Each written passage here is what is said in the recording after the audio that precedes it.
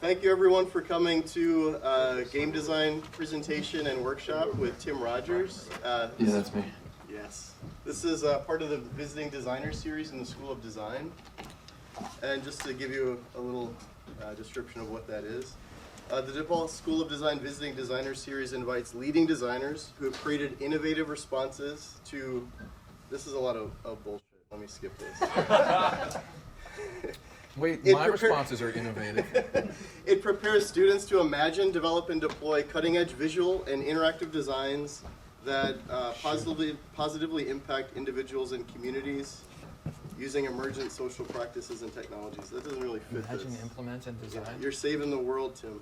Oh, I think I've got the implements. Here's a better, imagining and it designing. serves as a platform for networking and idea exchange between students, faculty, and industry professionals, facilitating the incubation of new ideas and collaborations. I'm a professional. Talks are free and open to the public. So Tim Rogers is the founder and director of Action Button Entertainment. He designed and directed VIDEOBALL, which is available now for PC, PlayStation 4, and Xbox One. He has worked in the game industries of the United States and Japan since about 2003. He plays the guitar every day and never lets anyone hear it. No haircut or pair of socks has ever satisfied him. That's true. Yeah, I remember writing that. I wrote that off the top of my head in my car. He hopes to someday publish a fiction novel. That's true as well.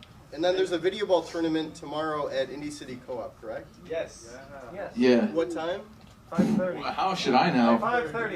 5:30. Is that PM or AM? PM. And now let's give a round of applause to Tim Rogers. For me. That is true that I've never been satisfied by a haircut in my entire life, and I actually got the worst haircut of my life just the other day, and it's like entirely my fault for going to the same place that I've been to like 5 times, and I get a bad haircut every time, and I was very sad at the haircut. It's this place that's done up like a 19th century Victorian barbershop, and half the Yelp reviews contain the sentence, "OMG, there's a dog here," and it's got like 5 stars and like 5,000 reviews, and I don't think this guy had ever cut hair. And I was very sad, and I shouldn't have gone there. Does it? Yeah. Thanks for lying.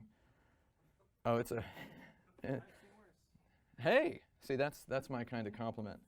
So yeah, this is VIDEOBALL. How many people have played this game? I mean, nobody, because this is just some concept art. But VIDEOBALL is my game. And that's it. That's all I've got. Okay. I guess I should start on this. Does anybody want me to start, or do you want me to keep talking? Okay, so look at that. That's my email address. If you want to send me an email, like you can do that right now if you want. I'll check it later. Hello, everyone. My name is Tim Rogers. I am the founder and director of interactive electronic object research, development, design, and consultation studio, Action Button Entertainment. I keep wording that very stupidly, differently every time I write it. I'm the game designer and director of VIDEOBALL. VIDEOBALL is a digital sporting good product which is available now for personal computers and for the PlayStation 4 and the Xbox One video game console hardwares. The title we settled on for this is Slow Action Balancing and Tuning a 3-Minute Game, VIDEOBALL. So one goal of the intensive iterative process of VIDEOBALL was to produce a perfectly balanced, fair sport, which was also the perfect action game. Another goal of this process was to make my favorite game. And I want to today highly recommend that you make my favorite game. I also recommend you make your favorite game. However, I fear that should you indulge me for the length of the next hour, I may yet dissuade you from possessing any desire to make my favorite game. So this is called How to Make My Favorite Game and Why You Probably Shouldn't. So let's begin, as all my fellow rhetorical hacks do, with a question. Please answer truthfully. Okay, here we go. Are you eating a pizza? Or are you thinking about making a salad? Okay, that's not a very good question. I will explain to you with an anecdote. First of all, know that my favorite game is, in fact, the perfect game. And I would elaborate on this point if and only if this were a room full of lawyers. Second, I know that no comment more aggressively courts my bad side than, let's put something green on it. You've likely heard a friend or a relative utter this vile phrase while a group of hungry humans conspires to order a pizza. I sit silently, ponderous of the fate of the world every time I hear this phrase. Today I break the silence. I see you wanting to put something green on it. I see your shame and I beg you to lose that shame. I wake up every morning at 6 a.m. I run for 90 minutes. I don't bring my phone. I run to get away from the world. I can never run quickly enough. For dinner, I eat protein and fiber. I consume roughly 4 pounds of spinach a week, and I eat pizza about once a month.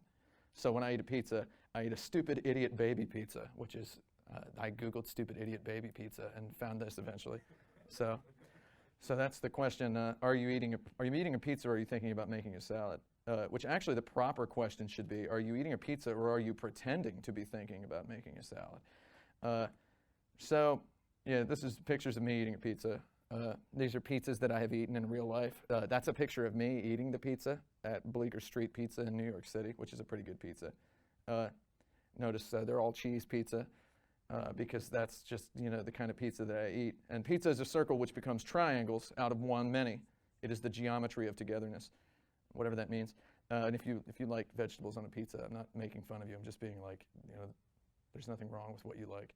It's just so yeah, this is VideoBall, which is a game we did not put anything. VideoBall. That's what he said. So it's a game upon which we put nothing green. It has no story, it has no characters, it has no metaphor. And I'm going to talk about whether or not that's a bad idea and how bad of an idea that is. So I'm going to sound like a jerk no matter how I say this. I wanted VideoBall to be the video game equivalent of a quote-unquote finer thing. With VideoBall, I wanted to make a game which aspired to the adjective fashionable. And I'm not just talking about its mechanics. I wanted VideoBall to be fashionable. I wanted it to be fashionable even in its mechanics. And so what is a fashionable mechanic in a video game? I'm not 100% sure. I'm going to be showing you this particular video about probably 20 times. And there's going to be something different I'm going to point out every time. So this is my favorite clip of the game. We'll be getting back to it in a minute. I like how big it is on that screen. If other competitive video games were Coca-Cola, I wanted VideoBall to be a single malt scotch. Not necessarily an expensive or rare single malt scotch. Just any cheap one would do. Too many games, I feel, are beer or Pepsi, and I can't think of any video games that are scotch, even cheap scotch. So, and a fun fact is I've never actually tasted alcohol, and I'm diabetic. So I don't really know exactly what I'm talking about. Okay, so if other action games are solo-branded red plastic party cups, VideoBall would be a clear glass Muji coffee mug. That's it right there. That's the mug I have in my house.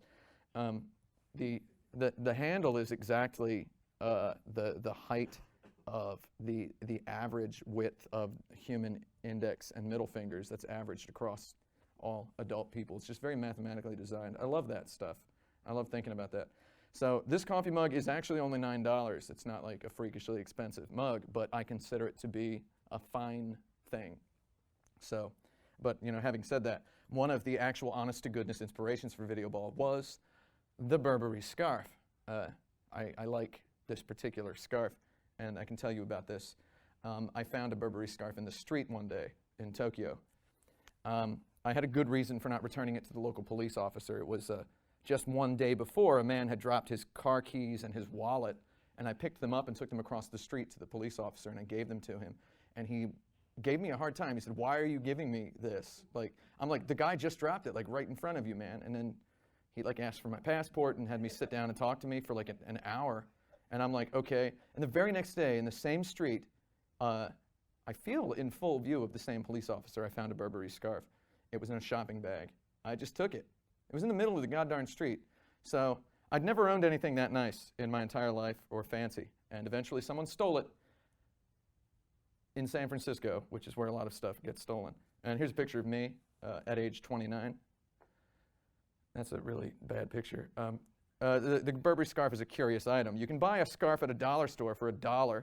You can buy a scarf at Target for $5, or you can buy a Burberry scarf for $400 at a high-end department store. Why would you spend $400 for a scarf? I grew up Midwestern and middle class. I had no idea. Then one day I had this scarf, and it was exquisite. Whether or not I would pay $400 for it, I don't know. So here's why a Burberry scarf is $400. It has a patented check pattern, it has rich brand lore, and it is made of exquisite cashmere. So Reason number 2 is the one that interests me the most. It's easy to be cynical about, well, it's a branded object, but the brand lore is interesting. It turns out Thomas Burberry was an ingenious textiler who invented, developed, and patented a process for waterproofing tightly woven yet breathable wool and cotton. This fabric, which he called gabardine, revolutionized the utility of scarves and coats in the late 19th century. I learned this on Wikipedia, and so can you. So for many years before we began to work on VIDEOBALL, I actually often thought of Thomas Burberry and his gabardine and considered, wow, someday I would like to make a video game like that.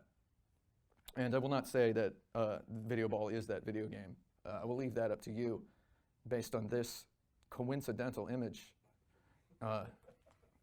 So the question is, what is the gabardine of video games? Can video games be cashmere, and are video games fabric? And the answer to 2 of these questions is yes, and the answer to the other one is a little bit different. So basically, I like to think of video games as a fabric, as a substance, as a thing that exists, as a digital object. So when I think about the perfect game, here's what I think about. I think about the perfect game as an action game, because Tetris is sort of an action game. It is a competitive contest between humans, because artificial intelligences cannot express the richness of mind that humans can in an action game. I just think that's never going to happen. Okay, maybe not never. Let's not say never. It is a team game, so if competition between humans is the game's yin, cooperation between humans is the game's yang. I think that's pretty fair enough, in my mind anyway. It is of minimal design. If my math is correct, 2 members is the smallest team, and 2 teams is the smallest competition, so our game would be 2 teams of 2 players. Next, all players' abilities must always be equal and identical. Again, this is just my weird idea of the perfect game. Players must not directly attack or otherwise do violence upon one another for points. Rather, to earn points, players must act upon a neutral third-party target. And all action must take place on one screen. All information must be available to all players at all times. This is in the name of perfect fairness. Everything must also be bright and easy to see. I'm going blind in my right eye, by the way. It has to have shooting. Shooting is the currency of fun. I was then and still am now yearning to cash in on my thousands of hours of fevered quote-unquote study of Japanese arcade games. It has physics in it. I just love to bump stuff around. I don't care if it's real stuff or e-stuff. Bumping stuff around is the other currency of fun. So with this checklist in mind, I happily spun a Rubik's Cube in my head for a period of several years. The very first idea to occur to me was simple. 4 asteroids ships and a single large balloon. Press a button to shoot. Hold the button to charge a bigger shot. The longer you hold, the bigger the shot becomes. The longer you hold, the slower you move. Shoot the balloon with a shot to score points and knock the balloon around. If you get hit by another person's shot, that cancels your charge, and that's it. You earn points by shooting the balloon. From this simple concept, 1,000 variations spun outward. In one example, players could shoot one another's shots to cancel them. Since players were on teams of 2, they could support their teammate by shooting the other player's shots out of the air. And in some variations, players could shoot each other to cancel their charges, and some it would just maneuver the position, and the characters would move more slowly when they got shot. These were all prototyped, and none of them were very good. In some variations, the balloon grew with each shot that hit it, increasing the number, the points multiplier for shots that hit it, and then it would shrink back down. And looking back on it, it is quite amazing that I did not immediately, before prototyping anything, think, how about asteroids plus soccer? And so I was working on AAA games at this time, so that's probably why I did not have much imagination. So after many years and many thought experiments regarding games I can only describe as one-button RTS, pin the tail on the donkey for chess geniuses, pinball for checkers savants, or Mario Party MOBA, my pet idea had become something called Media Olympics, which is the original title of VIDEOBALL. And I'm very sorry about that title. I feel very awful speaking it aloud in public, and I promise it was bad on purpose. We just wanted to call it something to call it something. So here's Media Olympics. As an aside, it turns out the International Olympic Committee strictly prohibits any tacking on of the suffix Olympic to any other word in a brand name product. So this is what the game originally looked like, and it's kind of, is there going to be, oh yeah, this is just the title screen, sorry. There's going to be more of it in a second. So it was simple. I wrote a document describing it. I sent the document to my friends Brent Porter and Michael Kerwin. Brent Porter made it first. So that is why he is the lead programmer of VIDEOBALL, for whatever that's worth. So here are a few of the rules. 2 teams or 2 players maneuver spaceships around a widescreen arena. It controlled just like asteroids. You use an analog stick to rotate, a button to thrust, and a button to shoot. So from the beginning, we wanted to have the idea to charge bigger projectiles. So that is what we did. You hold the button to charge. There were 5 sizes of projectiles. Bigger projectiles moved more quickly. Charges shot up all the way to create a square block. You can use this for defense. If you've played video ball, you know the square blocks are pretty easy to destroy. But in Media Olympics, a block took it took 8 seconds to charge. And that's a lot, appropriate to the time investment they represented. They were also incredibly durable. They take dozens of shots to destroy, and it's hilarious. And maybe we will play Media Olympics at this video ball tournament tomorrow night, and you will see how ridiculously valuable those stupid blocks are. So from gaps in the walls at the top of the screen, asteroids, and we tried to, and always failed to call them meteors instead of asteroids because we didn't want to think we were just making an asteroids clone. They tumbled into the void of space. Players fired projectiles upon the asteroids. The projectiles pushed the asteroids. Bigger projectiles pushed harder. On the left and right sides of the screen were goals. I just accidentally said asteroids after saying we tried to always call them meteors. You can see how deep this is. On the left and right sides of the screen were goals. If an asteroid entered the left goal, the right team scored a point, vice versa. And here's the game. Yeah. So I just recorded this video the other day with one friend. So I would have liked to have some footage of when we played it with a group of 6 people, but this is it. Man, so you can see it's got the slams in there. And look at those stupid shots. This game's dumb. So so the projectiles had a more complex relationship with each other and with the balls than they probably needed to. This was a holdover from many of my thought experiments on minimalist real-time strategy games. I wanted to make a real-time strategy game that used one button. So here was a shooting game where every bullet was a unit, a vehicle. They're all physical objects that act in real time with physics. So just physics real-time strategy was the concept. So the chief complication of the projectiles was they had hit points. So if a level 1 projectile touched a level 5 projectile, the level 5 projectile became a level 4 projectile, and the level 1 disappeared. If a level 2 and a level 3 touched, the level 2 disappeared, and the level 3 became a level 1. And the projectiles were faster on higher levels. So level 5 was faster than a level 4, etc. So furthermore, the projectiles bounced off the walls, which is nuts. The playing field at any given moment was sort of a popcorn popper effect. You're going to see these things. They just kind of bounce around all over the place. And they would just stick around literally forever unless they got hit. This was after we changed the hit point model. So any projectile touching an asteroid would latch on and exert a constant force on the asteroid. So hitting an asteroid with a bigger shot from a different angle would free it of a slower, weaker shot, or sometimes even a faster shot depending on the angle. Projectiles pushed players much in the same way they pushed asteroids. In order to escape the pushing power of a projectile, a player needed to steer and thrust accordingly.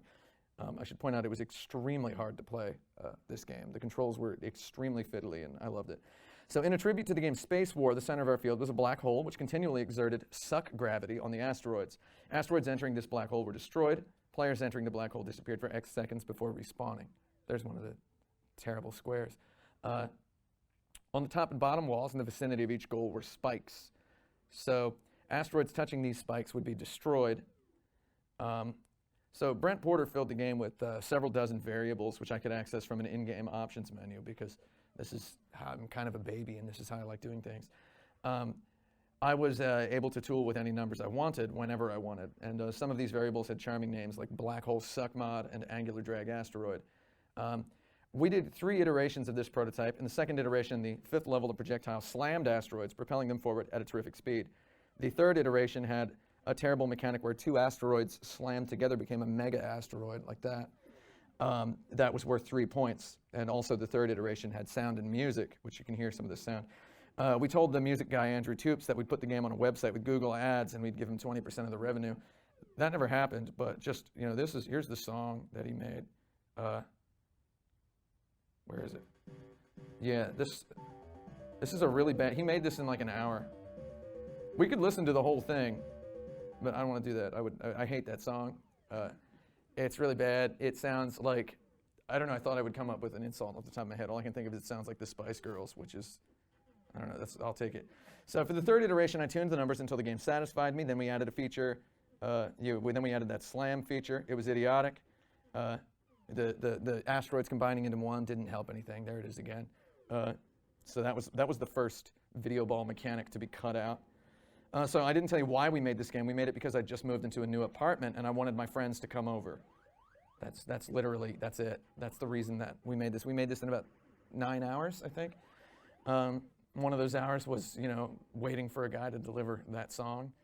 And we should have probably just called it at 8 hours. So I wanted my friends to come over. Some, you know, I guess you could call it a housewarming. I don't know if it was a housewarming because, you know, whatever. So 12 of my friends played Media Olympics for 8 hours. And nobody complained, which I guess is kind of like, you know, nobody complaining. But they did complain about the atrociously audacious drift and slide on the player movement. It was very hard to move in this game. It was flippy and floppy. It was very frustrating, and it was extremely loud. The game is deafeningly loud, and I hate it so much. Like, no matter what volume the TV's on, it sounds terrible. So I loved it, though. We all loved it. Eventually, we were all best friends with both each other and the horrific, hostile movement of this game.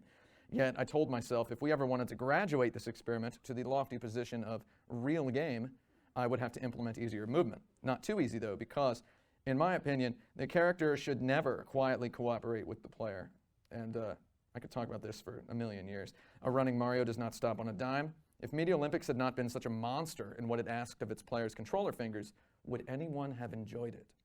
I don't think I would have. We made it and played it at a party. Judging by alcohol sales trends, something tells me it's not a party if one is totally in control. We made Media Olympics in a weekend. It was a good weekend. We played it for a whole day. It was a good day. We thought, hey, maybe we can release this for free. We didn't do that. If you'd like to play Media Olympics, please time travel back to May of 2011, or, you know, maybe we'll play it tomorrow night. I played Media Olympics for the purpose of preparing this lecture, and I realized with a shocking finality, and this is very sad, that Media Olympics would probably have sold better than VIDEOBALL. Almost certainly, because it's hard to explain. Let's not talk about that yet, even though we spent 2 years tuning VIDEOBALL.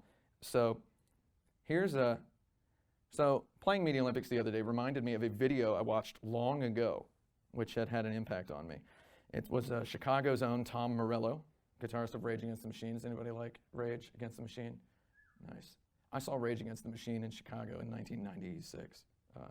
It was cool. That's the end of that story. So it was just him talking about his guitar pedals. So he turns on a delay pedal and he goes, so I play this riff, and he says, it's just like eating candy, which there's a phrase that stuck with me, like playing the guitar for him, he says, is just like eating candy. And he warned the aspiring guitarist to not write songs with the effects pedals on. Your riff has to sound good acoustic. So of his own philosophy regarding the use of guitar pedals, he said he tries to capture the sound of the first trip to the guitar shop. So that's what Media Olympics was. It was the first trip to the guitar shop on this idea. And eventually we would polish that for 2 years. I'm sorry, Tom. So I'm going to show you this little video I edited of him talking.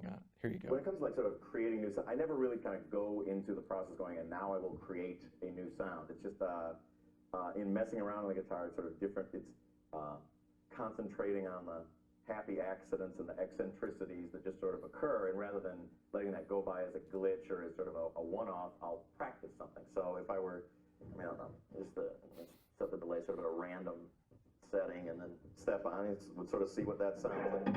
I have a very, very simple setup, but by sort of manipulating in different ways, we can see what happens. The whammy pedal for me was a great invention because I never had the patience. I didn't have the patience to read any of the manuals and plug them in, and they drained all the sound out. It just sounded kind of crappy. So when I heard that there was a harmonizer, and one thing I've also sort of always had the sort of the credo with my pedals, like, you know, subtlety isn't so high on my list of things. It's like I used to go, you know, when you first go into a guitar store and you try a delay pedal, you turn all the knobs up and it sounds crazy and it's beautiful and awesome. Then later on, you know, you're playing in a band, so you got to ratchet everything back for you know, a little analog sustain. I always kept my mindset with the first trip to the guitar store to see how crazy it would get. And you know, a lot of things with like the whammy pedal.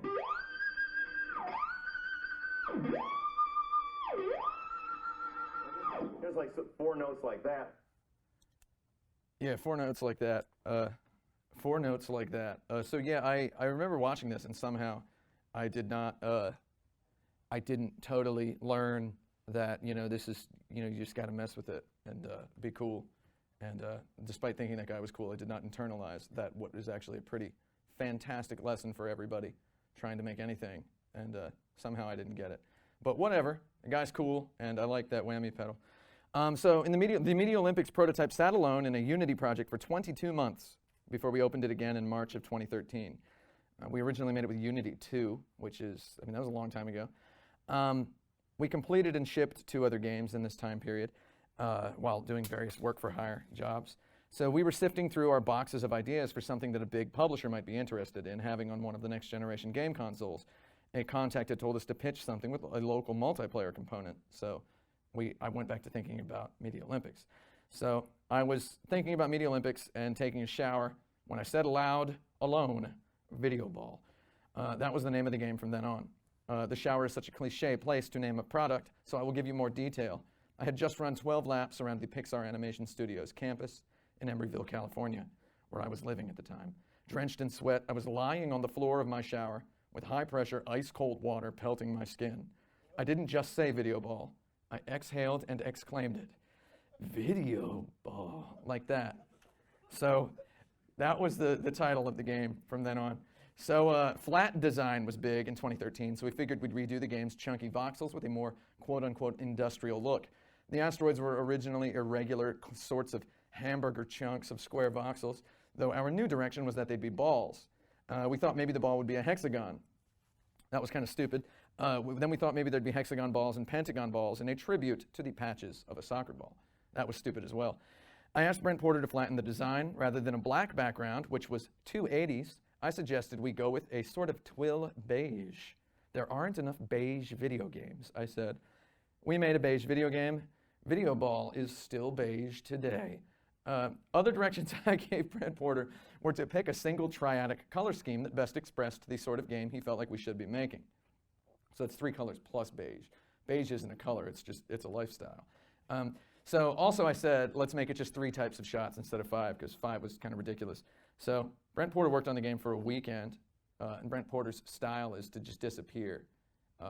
If you ask Brent Porter for some stuff, and I've known programmers like this, we say he BitTorrents the job. You know, he downloads all of it, and then you can't see any of it until it's totally done. So that's how he works, and it works for me. So when he came back, the balls were circles. This is the original prototype of VIDEOBALL. This is what it looked like. This is the best, most high-resolution footage I have of it. So we never actually filmed any video of it. It's just a couple of screenshots. So when he came back, the balls were circles. Well, they were 20-sided polygons. Later, they became 32-sided polygons. I won't mention that when it happens. See if you notice, based on the screenshots, when they have become 32-sided. The projectiles were now triangles. He'd put some paper grain filter on the camera, which we liked a lot. But eventually, we ditched it because it was 2013, and everyone suddenly knew the word skeuomorphism. So we decided to not have paper in there. Maybe that was interesting to somebody, that word. So here's the very first title screen of VIDEOBALL. I was completely enraged when I saw this. I was apoplectic because Brent Porter, though we'd only talked about the game on the telephone, he thought video and ball were 2 words. And I was like, football is not 2 words. Basketball is not 2 words. Come on, man. And to this day, people do this on Twitter. They email me and they go, oh, I love VIDEOBALL. And I'm like, what kind of brain do you have that you're putting a space between that? So yeah, no one on the team would ever forget my phrase, my encapsulation that day. If it's not 1 word, it's not a real sport. So here's the VIDEOBALL prototype. This is a bad video. This is before I knew how to use capture cards. God, it's so bad. I love it. Look how slow those big, bumbling, dumb things are. Okay, so we didn't talk about the triangles. It was 2 years before we had a serious conversation about why Brent Porter just kind of made the projectiles triangles. But if Brent Porter had not made the projectiles triangles, we would have never finished this game. It would not have been interesting enough on this day when we played it for the first time for me to think we should actually make it. So the triangles were the design decision that sealed VIDEOBALL's fate. So this was now officially a game worthy of finishing. So I asked Brent Porter about the triangles while I was writing this talk. I asked him, why did you make the projectiles triangles back then? And he replied with, I don't remember. So I'm sorry that he doesn't remember, everybody. So I'd also like to point out that I know I'm showing the same clip over and over again. This time I want to call your attention to the positions of the players. Notice they're not moving very much. That's because we'd kept the asteroids controls of Media Olympics, but made the game 1/16 the speed, which is Media Olympics. If we do play it tomorrow night, you will see that it is way too fast. So yeah, slower is how I thought that maybe that's the type of game I wanted VideoBall to be. So I was not able to predict that we would then tweak these numbers of slowness for 2 years. Also, we'd taken the music out, as you can hear, lol, because we hated that music. So the triangles make VideoBall work. I wish I had an easy lesson to learn from VideoBall's triangles, but they teach me no easy lessons. The best I can do is dig deep and conduct a forensic investigation of these triangles. I can pinpoint and triangulate multiple points at which these projectiles enchanted me and inspired me toward balancing and tuning this game. In doing so, I can excavate multiple difficult decisions. So difficult lessons will be almost more rewarding than one easy lesson. So I can present to you what I consider the love of VideoBall's triangles.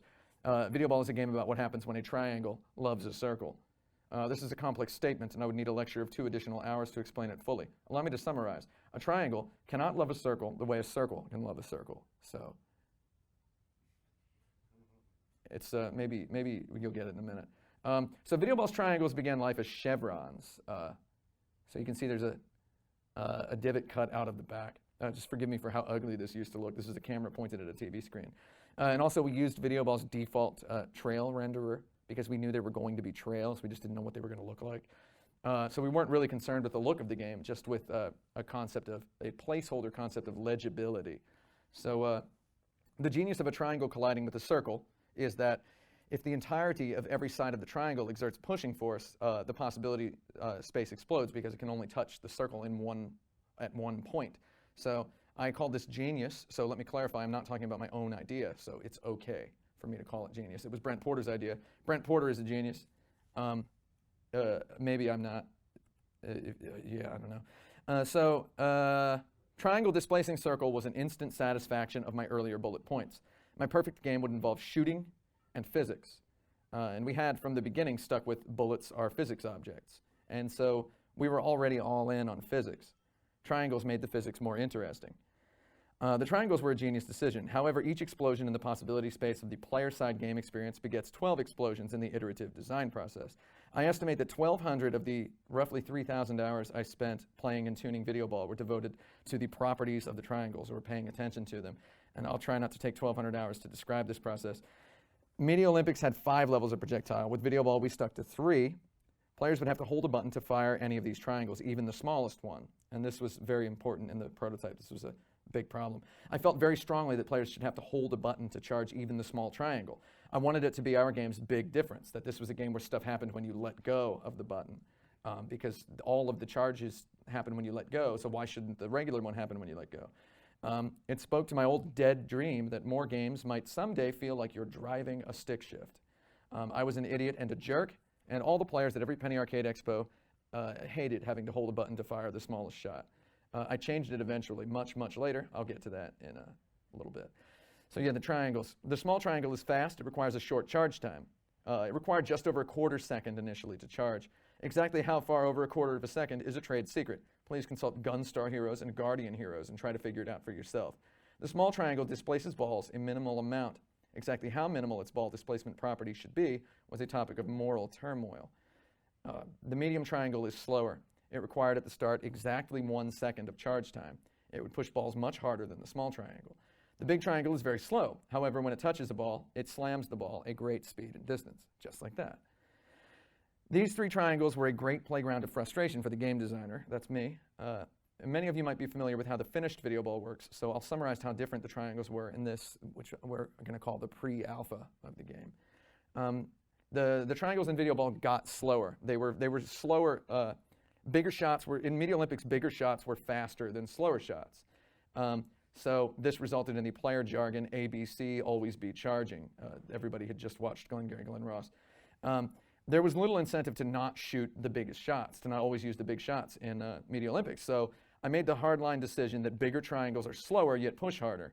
And that was important to establishing risk-reward in VideoBall. And so from this first prototype, there it is. And they also, they got slower in another way too. So we used Unity's built-in physics to correlate player velocity and initial triangle velocity. So if you shot a triangle while stationary, the triangle received a small initial push. If you shot it while moving, the push was greater relative to your velocity. This meant you could shoot a triangle while moving, and the triangle would move faster.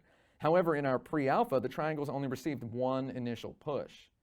The longer a triangle stuck around, the slower it got, until eventually it spun and wallowed impotently in some corner of the arena, awaiting its destruction, which I think happens somewhere in this video. Who knows? The triangles were persistent. This was perhaps the biggest fundamental difference from the finished VIDEOBALL product. Every triangle in the pre-alpha of VIDEOBALL stuck around literally forever. Well, technically, we had a variable in the game master script which let me dictate the lifespan of each type of triangle. My vision of VIDEOBALL as a perfectly pure game design could not stand the idea of assigning arbitrary limits to triangle lifespans.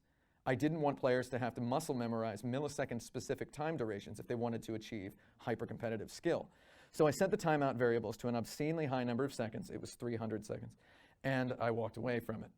So the triangles were not only persistent, they were bouncy. In this pre-alpha of VIDEOBALL, the only thing that could destroy a triangle was another triangle or the goal line.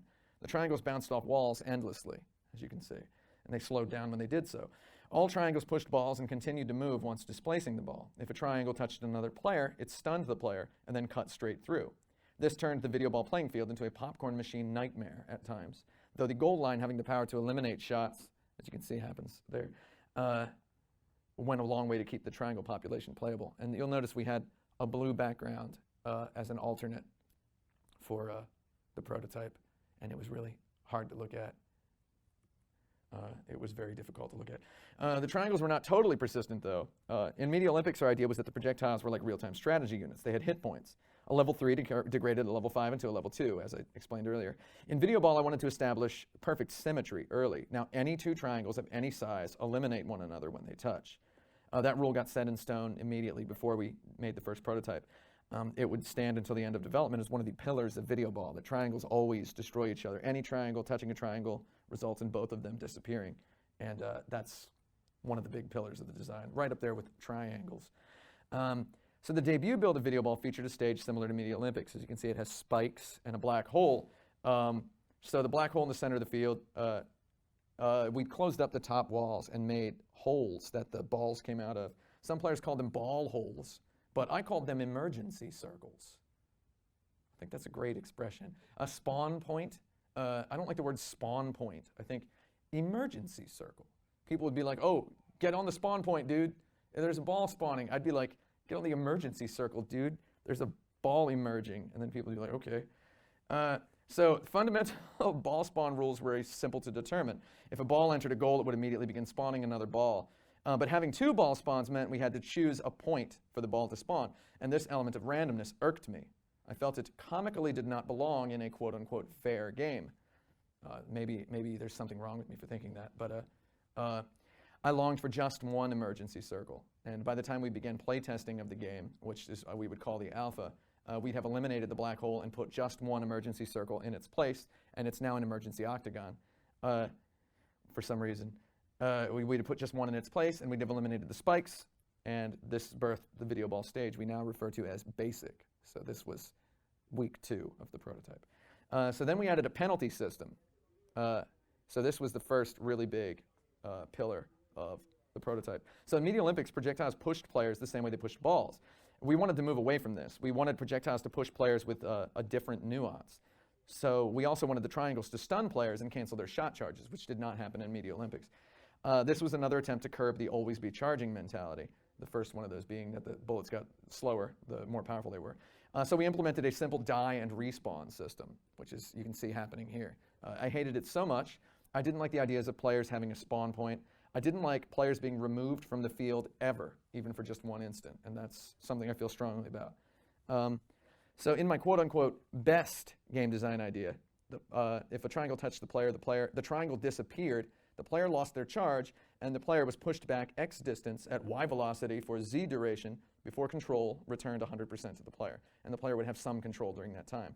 But that felt like a lot of balancing work. It was easy enough to implement, and we did it fairly early, but the balancing of it was so full of questions that we put it off, and we ended up putting it off for well over a year, which is why a lot of people played it this way, which is if a player gets hit, they stop dead inside of a white octagon. You can see that happening to him. They stop dead in there until, and then the octagon fills over the course of X seconds, and when it's full, the player can move again. So we're basically just ripping control away from the player, and I don't think that's good. So we call this the jail system, and we fully intended it as a placeholder, but it stayed in the game for a goddarn year, and we took it to 2 PAXs with this system in place. If you were at any of those PAXs, I'm sorry. I'm sincerely sorry. It really sucked. So the final fundamental change we made during the pre-alpha period is the second most important to the game. We added what are called reversals. So this is the final expression of the reversals. This is what we would have 2 years later.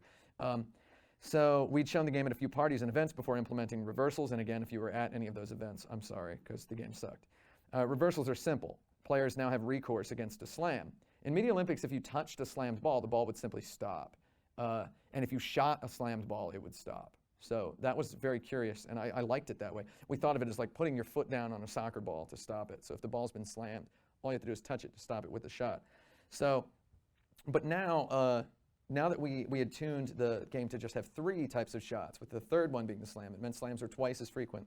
So I thought anytime a player slams a ball, any other triangle to touch it will reverse it. So this video is from the final release version. So here's what they looked like in the pre-alpha. This is a very clear, we notice we've added this terrible UI and we made a very weird NASCAR-like logo. You're going to see we did a bunch of logos, but there's what a reversal looked like. It's kind of hard to tell that anything really happened, and the ball is just immobile and kind of soulless. There's no jiggle, no juice to the ball. Oops.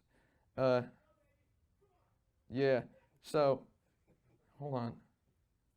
Oh man, my thing got messed up. Okay, hold on. I don't know what's going on. Okay, so there we go. Okay, now I'm on the right slide. That was ridiculous. So the ball, the rules of the reversal are the ball inherits the trajectory and direction of the most recent triangle it contacts.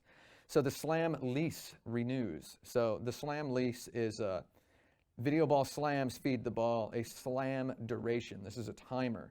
So when the duration elapses, the ball stops, quote unquote, being slammed. So when we added reversals, we allowed the slam duration to reset to maximum every time a fresh triangle touched the ball when its timer was still valid.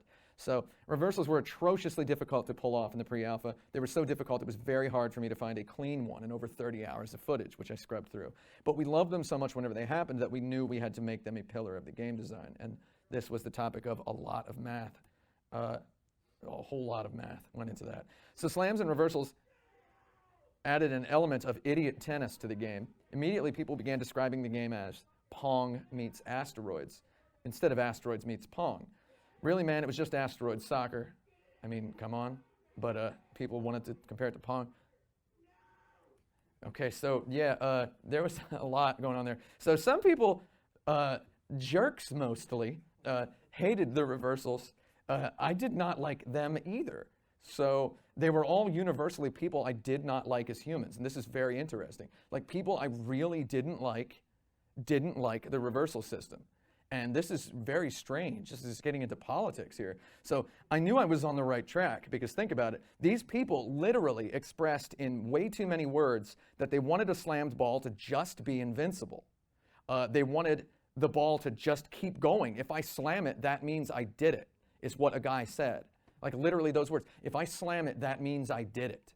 And I was like, wow. So, man, I guess these are the people who probably just wanted to be able to just press up, to just go up in Super Mario Brothers.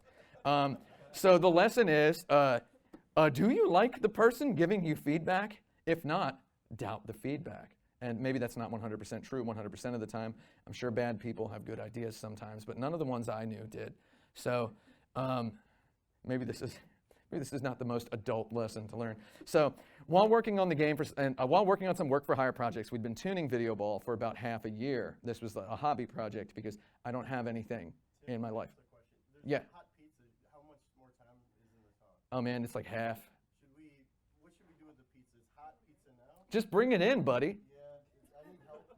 Who's gonna help? Okay, we'll be back. Who wants to miss what's going to be really cool? It's actually wow, we've got 3 idiots here who are missing some. 4? who are missing something cool. You only need, oh, congratulations, you're not an idiot anymore. Turns out you're an intelligent person. Oh, you guys are okay, it's all right. So here's where, so we'd been tuning it for like half a year. It had been like 6 months. I have nothing in my life aside from work and my prototypes, of which I have about 400. They're my children. I have prototypes, and I just play them. They're my favorite games. They're little toys, you know? What else am I going to do? So VideoBall was like the one that I was having the most fun with at that time. It was my hobby, and it was not really my life. But so my friends, so we'd been tuning VideoBall for about half a year, and my friends, they just keep coming over to my house to play it. Even when I'm not around, this is very important, I would get texts from people saying, hey dude, I'm at your house, are you like out? And I'd be like, yeah. And they're like, where are you? I'm like, I'm at Target. And they're like, when are you gonna come back? And I'd be like, I don't know, like a half an hour. It's like, oh, can I just sit here?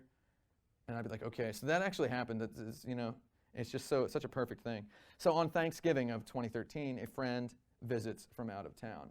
And this is when the watershed moment occurred, where we played VideoBall for 20 more or less consecutive hours. And that's a long time to play, to do anything, really. I get bored of most stuff after like an hour, you know, 6 hours tops.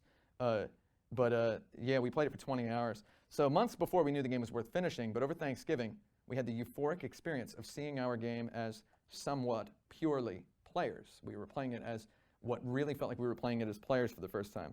And I did make this game so that I could play it, because I wanted to make a game I could play. So that's, you know, this was the moment I finally got to do that. So because we're idiots, and because I maybe wanted to die, we bought 4 Little Caesars hot and ready cheese pizzas, and this is roughly what that looks like. It's a dramatization. Yeah, so this is a good time for pizza to be arriving in the lecture hall while I'm talking. What a coincidence! Almost like I timed this, but I promise I've timed nothing in my life. So here we go. So on Black Sunday, that's I think what they call the Sunday after Black Friday. Is that true? I don't know. It's like isn't that whole weekend like something? I don't know. There's Brown Thursday. They call Thanksgiving Brown Thursday now. That's horrible. They do. They just call it that because they have sales at night. So we streamed a 3-hour VideoBall tournament to Twitch. So in order to check in on VideoBall's design at this point in history, I'm going to show you 1.5 minutes from a game during which my team, the other team came back from a 6-point deficit to miraculously defeat my team, ruining the rest of my year. So here it is. This is going to be good. I haven't watched that. Yeah, here we go. Check this out. This is what the game looked like. So. Boom, baby! Notice the word touchdown just covering the screen. I hated that. That's why I lost. No! Yeah! Yeah! There's pizza over there. So we had music in the game at this point.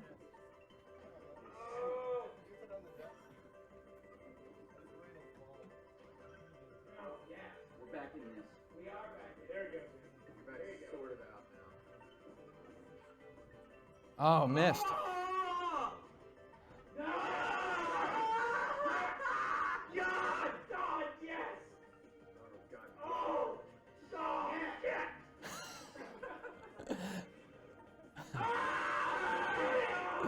Eat it! Yeah! Eat it! Yes! I would kill everyone. Yeah, he's in there.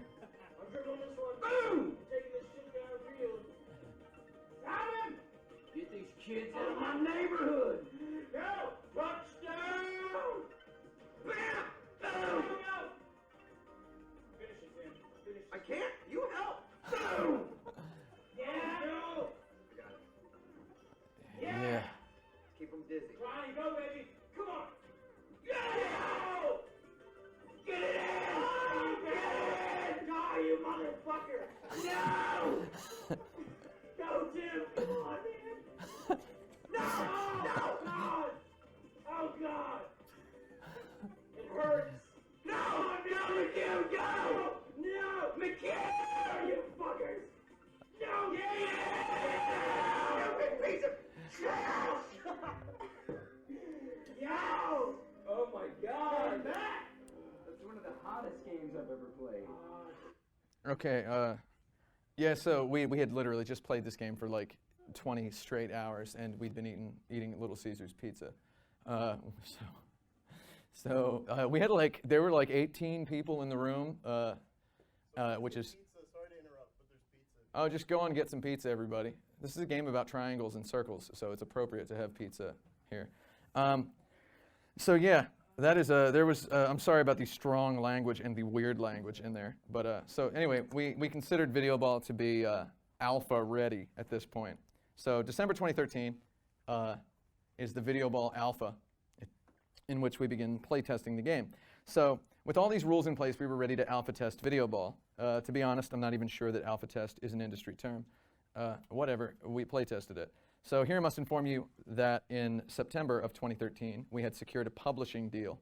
We were to release the game on all major platforms with online multiplayer. This arrangement gave us some financial reason to playtest and iterate. I was very lucky to experience the privilege of publisher funding. Without it, we would have released VideoBall in an early access capacity and probably made some money with it. Our publisher seemed, emphasis on the seemed, passionate about the game being the best and most balanced competitive game it could be, so we began deep playtesting to meet that expectation. We playtested VideoBall in my living room every Sunday from 10 a.m. to 8 p.m. I started a Facebook group called the Oakland VideoBall Sunday Club. Feel free to join this Facebook group now, even though it's not active anymore. Many people signed up. Every Sunday morning, people showed up at my house to play test the game. From Monday to Saturday, I'd watch the week's highlights on my second computer monitor, with the VideoBall Unity project open on my other monitor. My intent was that I would tweak in-game variables and speeds while monitoring player behaviors, with certainty that I was affecting the change I wanted to see in the game. The truth is you can't actually do that unless you're like literally Gandalf or whatever. So what actually happened was the Unity project sat untouched on one monitor while I stared at the highlights in muted silence and made football coach noises for 6 hours a day. I would disagree with any outside observer who would dare declare that this was not work. Most of the changes to VideoBall happened deep in the night after I'd turned the highlights off, gotten over myself, jumped in, and just started messing decimal points up. So here's a tiny lesson. You can't actually, oh, wait a minute. Yeah, what was I going to say? You just get in there. Yeah, you just get in there. Sometimes you have to just get in there and change the numbers. So game designers are always saying, I was like talking to every game designer you talk to, like even the like really, really great, smart, genius people, like Chris Hecker. I was talking to Chris Hecker, and he's like, everybody has this same bit of advice, which you've probably all heard before, which is if something feels like it's too much, just have it. And if it feels like it's not enough, just double it. And it's like, man, that works like a million times. And it's like, I just keep thinking that's not like the best advice, and then it always is. So I'm comfortable declaring that this was my favorite part of working on VideoBall, was just tweaking numbers for 6 hours a day. And I should also say that, to give some reference, I am 37 years old, and my favorite t-shirt has both a cowboy and a car on it. So that's the kind of thing, that's my favorite thing. And also, you know, we've got this. So, There's like 4 notes like that. so I'm just thinking that that's what this guy does for like 6 or 8 hours a day, and that rules so much. So that's basically what I did for 6 to 8 hours a day on VideoBall. So almost every change we made during the Oakland VideoBall Sunday period served to make the game slower. So VideoBall was too fast, and I think most games might be too fast. I like slower games. So our playtesting environment was simple. We played the game on a basic stage, that is with no obstacles, with screen height goals, 1 emergency circle. Again, I'm using the phrase, I'm just going to keep sanctimoniously calling it an emergency circle, and no obstacles on the field. Matches were 3 minutes long. For the first minute, 1 ball would spawn at a time. For the second minute, 2 balls would spawn. For the third minute, 3 balls would spawn. Anytime the ball population dropped below the expectation, the emergency circle would begin producing another ball. Increasing the ball population during a match was not a final design decision. I simply wanted to see how the game played with various numbers of balls. Yet this style of ball spawning served to excellently heighten tension during an individual match. But I immediately hated restricting matches to 3 minutes. It felt dirty and arbitrary. My favorite sport may be basketball, though I was fully aware of the filth of time trickery mechanics. I wanted no arbitrary time limits in my game. Like tennis or baseball, I wanted games to be done when they were finished. I wanted the losing team to always have a chance to turn it around. I think that's a really great concept in a sport. So at the same time, I had a tiny obsession, which was I wanted matches to naturally, organically take more or less exactly 3 minutes to finish. So this 3 minutes is a beautiful length of time. It's the length of a pop song, give or take 30 seconds.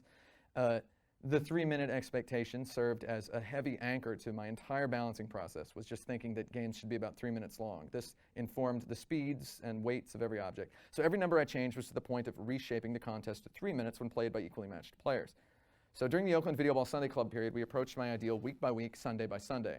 The first victory was the decision that 3 balls was the best. That's 1 more ball than the number of players on each team. 10 was a number that felt good for points. So the ideal was 2-on-2, 3 balls, first to 10 points, no time limit, and it would take more or less 3 minutes to play a game. So this was the official birth of regulation video ball. So in secret, I judged the game balance as more or less successful or not successful by the average match's duration relative to the 3-minute yardstick. Knowing that the bulk of the heavy lifting game design work was changing numbers to affect the force and mass applied to objects in the game, and the timings by which the ball spawned and the player charged triangles. Here you'll see a match that ends at about 160 seconds. That was pretty normal. We have a liberal use of freeze frames in the game, and that accounts for about 20 missing seconds out of each 100 played in a game. So this is it was taking about 3 minutes at this time. It hasn't visually changed since the last one I showed, but that has changed. We really like these Phoenix Suns colors for like 3 months. So that was my overarching puzzle. How do I finalize the game balance to make matches exactly 3 minutes? Well, the answer is I didn't. Eventually, I gave up. At the end of the process, some matches were 3 minutes, some weren't. Sometimes 2 highly skilled teams would finish a game on basic in literally 55 seconds. Sometimes it would take 5 minutes. It cannot possibly take less than 48 seconds, though. So sometimes it would take 5 minutes. Whatever. By the end of this process, the game was officially my absolute favorite game ever made. And I mean, that's not even a joke. I still play it, even though it's out. It's like, that's kind of, I guess that makes me a weirdo to play my own game. But making my favorite game was a lot more than about changing numbers. It was also about adding, subtracting, nerfing, and just completely removing features in the name of neutralizing one particular player who I hated. So mostly I was watching this one guy, and I really hated this guy. He was an idiot and a jerk. He played like an idiot and a jerk. If you know any idiots or jerks, have them play test your game and record every second. Unfriend them on Facebook the minute your game comes out. In my design notes henceforth, I shall call him the player I hated. So I'll reference things he did. So now allow me to cover that year's worth of changes in a summary fashion befitting the haze of passionate memory. I don't know why I wrote it like this. I don't talk like this in real life. So the first one was trouble in jail. The stun system was causing trouble. When we started playtesting, triangles passed immediately through the player, stunning them in an octagonal jail. The outline of the octagon fills to display the player and the other players.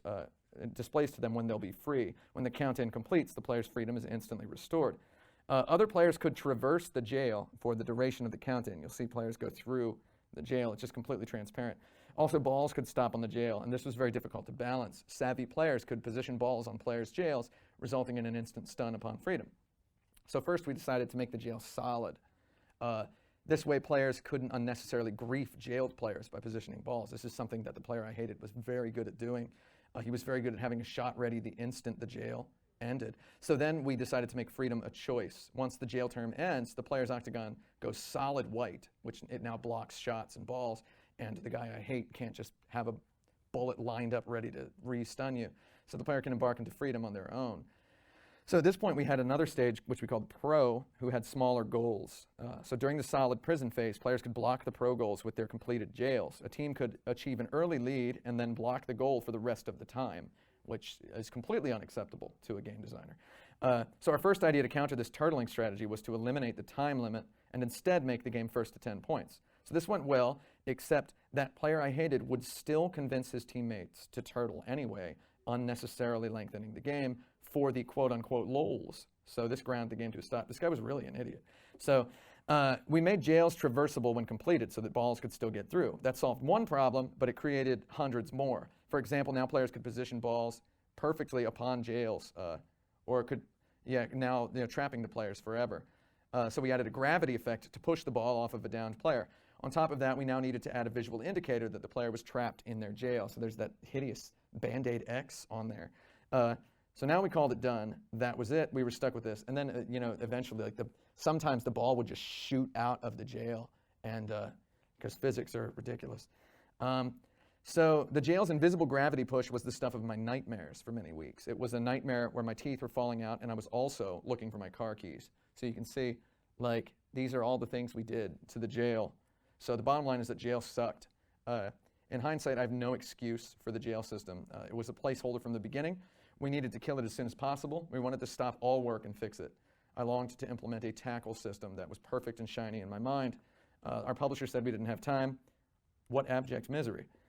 So the triangles were obviously our most precious game design component. They needed to be perfect, and they certainly were not perfect. So there's a whole lot happened to these triangles. So in the alpha, players had to charge to make any shots at all, including the level 1. I've rigorously tuned the exact amount of time needed to make a square, the 4th charge level.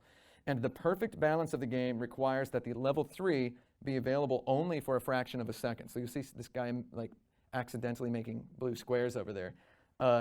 So be it. All the players got used to it, and it took maybe like an hour for everybody to get the timing right.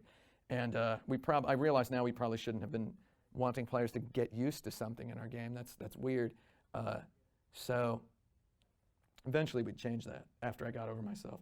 So the player I hated was way too good with the level 1 shots. So I doubled the time it takes to fire the shot over and over until eventually it was taking 8 times as long as it initially did. So that made showing the game at events harder. People were always asking, how do I shoot? And so I tell them, you hold the button until you feel the controller vibrate. And people would be like, oh, the controller should vibrate when it's ready. I'm like, oh, it does. They're like, oh, there should be a visual indicator. I'm like, oh, there is. And I'm just realizing that I'm being an idiot by not making it work exactly the way people think it should, which is press a button, something happens. So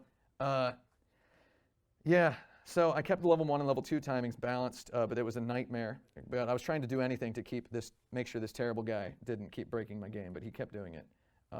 So because the level 1 is overpowered, we made it disappear after touching a ball. You'll see it disappears after touching a ball. Previously, all of the shots stuck around after touching the ball. So this was very good. It kept glance shots from spinning around the arena forever. When the glance shots were just kind of spinning and bouncing around the arena, the jail system just was really terrible because you had to avoid so many projectiles. So we made the level 1 and the level 3 both disappear after hitting a player. So this curbed the player I hated's enthusiasm for kills. So now he wasn't having quite as much fun because all he wanted to do was just shoot people and stun them, and his team still won. And I thought that was weird, and it was trollish. So I really went after that guy. So the level 3 shot could slam the ball again and again at this point, and players referred to this as a mothership. It was intimidating. So you'll see we made it so the level 3s then disappear after they hit the ball instead of sticking around. So it's previously, in the previous build, if these 3 shots had hit the ball at the same time, they would have all stuck around and the ball would have gotten wrenched in the middle of them, and there would have been this huge freeze frame shaking as the ball gets ricocheted around because the level 3s were invincible. And we loved it so much, but we just thought that if we wanted to balance that, we would have to slow the game down to a little bit too slow, to a point where that just becomes the whole game. So in order to kind of nerf the slams a little bit, we made them disappear. And the results are immediately impressive. We see way more slam rallies now, way more back and forths than before, not less. And that was remarkable, so that's why I'm remarking on it. So the triangle's weight was such that they spin. So you'll see that level 2 spinning like that when it hits the ball. So like they spin when they touch the ball because of the weight of them and the fact that the point of the triangle has to touch perfectly for it to stay straight if you're shooting a level 2. So this makes the rotation at any given time unpredictable after touching a ball or a player. You have to rely on a lot of muscle memory to play the game as it was like this. And I liked that, but it felt very, very intimidating to newcomers. So the player would be getting confused as to what the triangle's forward direction is. So when it slammed, sometimes you wouldn't know which way it was going to go because your level 2 might have spun after the back corner touching a ball and sliding it around, and then you get a reversal that goes in a different direction. And that was rewarding if you were like a psycho, like the people who were playing the game at my house every Sunday. But I tried to make it more Spartan. So we locked the rotation on the level 1s and the level 3s so they didn't spin. But we kept the rotation pivot on the level 2. And why we did that is a mystery. Maybe we'll talk about that later. So the level 2 and 3 triangles still bounce at this point. With the triangles, balls, players, and slam balls all moving at satisfactory speeds at the beginning of the alpha phase, we felt good about not letting the level 1s bounce off the walls. So the level 1s die on the walls now. And so, but the level 2 and 3 still bounce. And the level 3s spin as they bounce, resulting in weird slams and weird directions. So we accept that these are too unpredictable to fit the ice-cold psycho future sport we now envision whenever we look at video ball. So we locked the rotation of the level 3s, which is, so we make it so they just don't bounce. Oh, did it not play that video? Okay, so we continue to allow the level 2s to bounce off the walls. Why? Because I'm an idiot and I like it. I should not like it, though. If I were to make level 2s disappear on contact with the walls, then I would obtain a new ironclad rule, which is that triangles always disappear when they touch walls. And we already had triangles always disappear when they touch a triangle. So why was I still letting those bounce off walls? I like game rules that have the word always in them. So we didn't get to have an always about triangles on walls. So, and that would be what I considered the end of the alpha phase.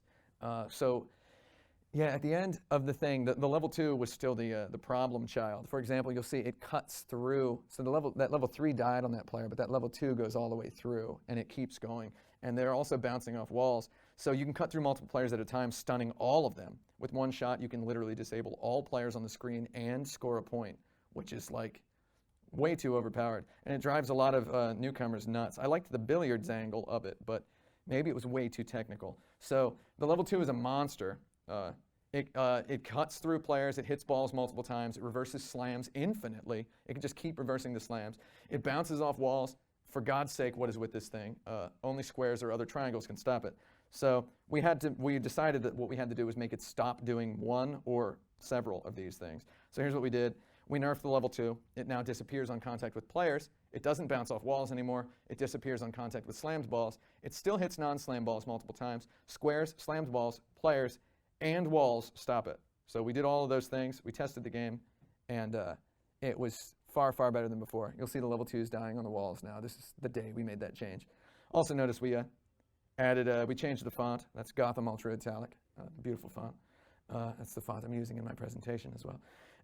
And we put scoreboard notifications in the walls, you can see, instead of flashing them up on the screen. This was in legibility to make it more legible, instead of interrupting the game. That was, I'm very proud of that. So that gets us to user experience. Look at this UI. That took like a half an hour to make. We thought we'd make it like a Genesis sports game. Look at that select, man. I don't know. It was real bad. UI was boring. Let's not talk about the UI. The UI was a painful matter, but we'll get into that later. So the other one is gravity. So in the game, the balls were constantly being sucked to the middle of the field, to a black hole in the middle of the field. And then we got rid of the black hole, and the balls were still being sucked there anyway because we didn't want them to get stuck on the goal line because you couldn't get behind the goal. So the black hole's gone. We knew we were never going to bring it back, but the gravity was just making less sense. So we had it so that the walls would be exerting a little bit of force, invisibly pushing the ball away. And that just made me feel filthy. It made me feel disgusting to know that this invisible thing is happening in my game that is, again, one of the pillars is that everything is what you see. So it just felt really, really like painful to know that the walls were doing something invisible. And also the goals were pushing the balls away, and the player stuns were pushing balls away very gently, and nobody ever perceived it, and it was all going on behind the scenes, and I hated it. I hated explaining it to people, and I especially hated it when people presented it to me as their idea. Like, why don't the goal lines kind of subtly push the ball away so that if the ball stops too close to the goal, I can get it away? I'm like, oh, it already does that, but I guess it's not doing it enough, and no amount would be enough, probably. So I guess I got a new idea. So to rid the game of the inscrutable, invisible gravity, I presented everybody with the idea that the goals will be end zones, which players can enter. Because, seriously, this game isn't Pong. The edge of the screen shouldn't be the goal. Players should be able to get in their goal and defend. They should be able to be goalies. So we didn't actually do that until a little bit later. So this was the end of the Oakland Video Ball Sunday Club. It wasn't a measurable success, but also sort of measurable because the game changed, and I just showed you what it looked like. So I guess that's measurable. The Oakland Video Ball Sunday Club was a success by the end of 18 weeks of tuning. We did 18 weeks where we played about 12 hours a day. We arrived at a game that was better and more beautiful. So I observed video ball footage for approximately 1,200 hours in the year 2014, which is a lot. Watching countless hours of captured footage of the game allowed me to think about the game as a spectator. And also, it is this experience that allowed me to find all these video clips very easily when it came time to make this presentation. It took a lot less time than maybe it could have if it were somebody else's game. My spectatorship informed my experience as a player, and throughout this, I was able to suggest visual enhancements to make the game look better, because the word video is in the title of the game. So here is, now that I mention it, let's take a look at the visual progress of the game in this convenient video that I happen to make. So I could probably talk about the visual iteration of this game for 90 minutes. I could go into detail on the meeting notes behind the changes made to every particle. If that would interest you, let me know. So here it is. Oh God, I'm using this terrible song. There's the wrong title screen. There's the prototype. It's title screen number 2 or number 3. Oh, that video got messed up. That rules though. Here's that bad NASCAR logo. Logo number 3, or number 4 actually. There's the touchdown notifications popping up on the screen, which I didn't like. I hated this logo. We made this in like a day. We're just like, whatever, just do whatever. And then this is a logo barely anyone has ever seen, but this is what it looked like for a while. I didn't like the idea of a letter V being in there. And you can see the ball trails changed. And then here's the final logo. God, this song is so bad. And then there's the slam trails, which I'm going to talk about in a minute. Yeah. Okay, so that's all the stuff that happened in the game. So to visually finalize it, we made it so the triangle trails become small circles, because they used to be chevron-shaped, and eventually we made them circles that were of different sizes, pulsing, and then we made them all the same size circle, which was just easier for your brain to decode. And so now we had it so the trails don't decay until the triangle disappears. They used to decay very quickly, leaving like a tail effect behind the triangle, like kind of a smoke puff. So we made the trails stay around until after the triangle leaves play. This further enhanced the presence of instant replay. Players can see at any given moment where every triangle currently active on the field originated. My enjoyment as a spectator skyrockets at this point. So here's where I got the idea to put in random decals on the balls so that I can tell which ball is from where, and we do that a lot later. We implemented in-game scoreboards that report live commentary-style points, totals, and stats for all players involved. We implemented support for player initial entry so players can see their names on the field and in the scoreboard. Finally, we selected a new font. That's Gotham Ultra Italic. We used it to make the game's logo. We branded the whole game all over the place with this font. It's a very popular font. It's not like we're original for choosing it. Most importantly, the Video Ball Sunday Club saw the birth of jargon and vocabulary. For example, "You should have stayed in jail" is what you say to an opponent you had just shot immediately after they exited their stun penalty. That's a reference to the film The Chronicles of Riddick. So, a very good film, by the way. I just saw the preview for the new XXX movie with Vin Diesel. I'm going to go see that 4 or 5 times. I'm going to take my kids, by which I mean myself. Alongside the game jargon, strategy started to emerge, and I got a picture of the game as like an actual sport, and I loved it. So since the first post-Media Olympics prototypes of Video Ball, we had 2 white lines on the field. And so these white lines divide the field into 3 zones. So as balancing progressed on our alpha, players began to conversationally refer to and utilize zone tactics. So you would call the zone, if you were the blue team here, you would call this home, neutral, and away is how the players referred to it. So as we play tested the game, we added support to track various statistics, shots from different zones to different zones, and this was extremely important. So we started outputting these at the end of every match. So since each match was recorded, I would eyeball the stats later. So I told players, you have to scroll down. While we're recording this, can you just scroll down all of these stats? I need it for my highlights later. And then some people wouldn't do it, and I would get mad, and I would tell them, get out of my house. And I would unfriend them on Facebook. So this is where we added support for special goal types. So all these special goal types arose as trash talk live players applied to the geometrical shapes on my 70-inch television screen. So here's a slam dunk. Slam dunk is slam in a fresh ball immediately after it spawns. So no other triangle can touch it. That's a slam dunk. And here you will see the blue player do it as well. Not that you really need to see it both times. These are for educational purposes. So no other triangle touches the ball between spawn and goal. Home run is you slam a ball out of your zone, through the neutral zone, through the away zone, and into the goal. So red player does that right there. Kaboom.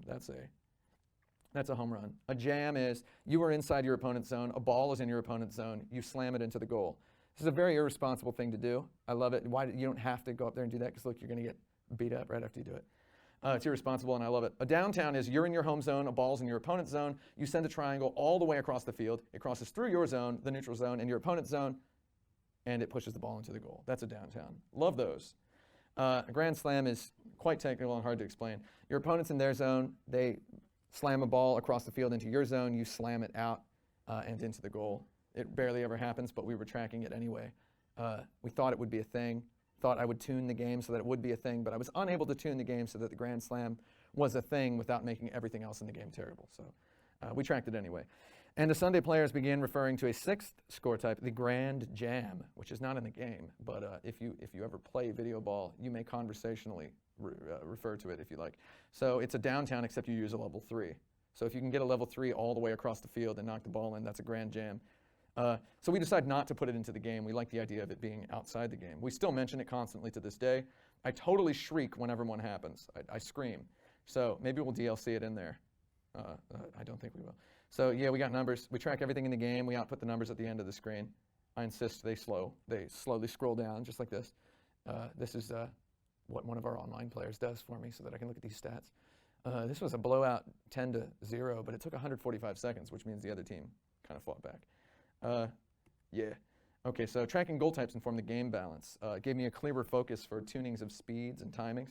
So by speeding up or slowing down the charge time of a level 3, I could greatly control the frequency with which jams occurred, for example. And I did this without telling any of the players I was doing it, so I could watch the stats. This informed my final balance pass, during which time I brought all special goal type frequencies to within cryptic ranges that struck me, and me personally, as ideal. So that was yeah, I didn't tell players I was changing stuff, and they never noticed. They never said, does the level 3 take longer to charge? But the numbers did change. There were less slam dunks when the level 3 took a shorter amount of time to make. And these are reasons that I can't purely understand. And I think of Tom Morello again. So yeah, we did analytics. I can barely express how important this step was. I like to think of myself sometimes as a creative sort of individual who does not know how to think inside of a box. However, this is what I'm saying about the special goal types in video ball is that we observed player behaviors, we listened to the words they used, we measured the volumes of their screams, as you could hear in some earlier videos, when certain seemingly arbitrary events occurred, and then we gave these events names. We put these names into the game.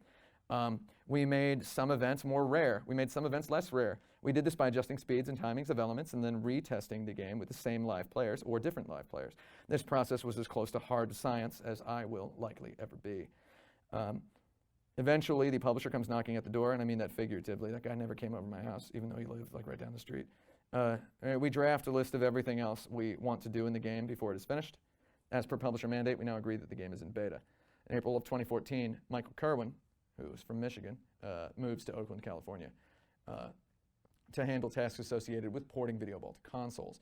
A series of business accidents occurs. We're left unable to publish our game. We are also left without money. So we have to do various other jobs. We believe in this game, though.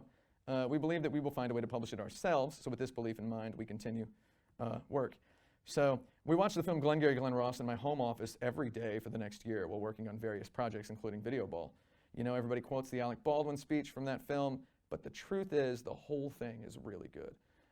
So in Poverty and Misery, we polish superficial elements of our game. I tracked down and defeat my 2 biggest problems with the game design, the gravity effect and the jail system. So this was the revenge phase of the game design.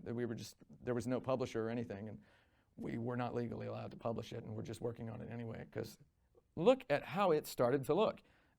So we put end zones in there. The goal lines were now end zones. Players can enter and defend from within. This is a huge fundamental change. The end zones are 1.5 ball widths wide. We had 3 ball width wide end zones, which was a lot better.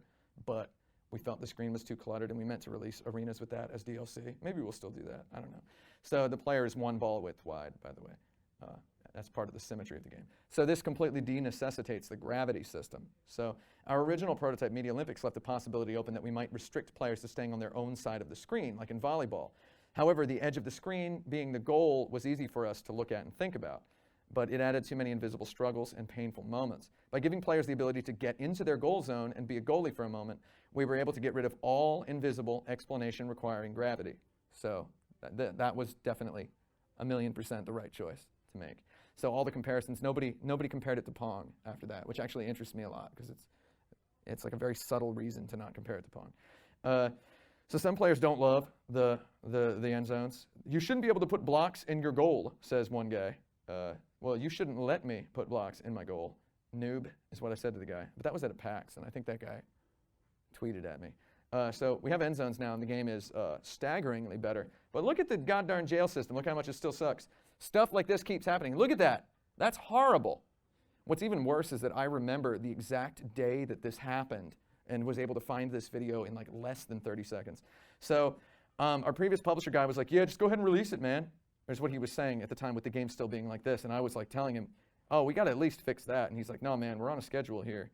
And all this tweaking we were doing was while we were the game was like ready for release. We were just still tweaking it because I don't even want to talk about that. That's boring.